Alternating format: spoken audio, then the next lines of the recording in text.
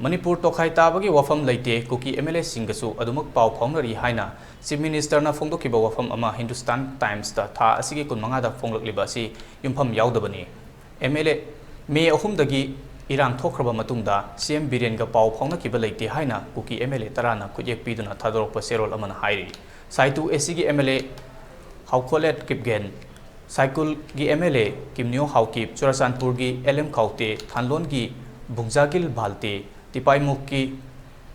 Mursanglur Sanate Tengnopal gi Letpau Haukip Henglep ki Letjamang Haukip Singhat ki Chindungthang Saikot ki Paulien Haukip Paulien Lal Haukip amasung Kangpokpi gi Nemsa kipgen napun khujek piduna thadorokpa serol asina hai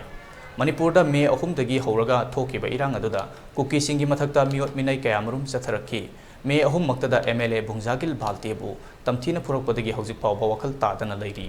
hojik pawbagi oina thaudok asiga mari lenana thijenba amadi mipha mipun amata leitri asigumba thaudok asi atai kuki MLA singda matam amada hekta thorokpa yabagi fibam da leiri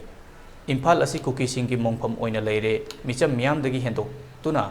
Imphal da duty taba paramilitary personnel fawba lemna thadre MLA Minister Singi Quarter Singso Miam na may thabikhre asigumba fibam asida mahaka wari sananingbagi apamba leite mahaka pau phaunari haibasi yumpham yaudaba wafamni handaktasu MLA Singna tha asigi taratarukta Prime Minister da memorandum pisinduna Chingi District Singi Tokhaiba Chief Secretary amasung DGP pibinaba haijakhiba laikhrabani haiki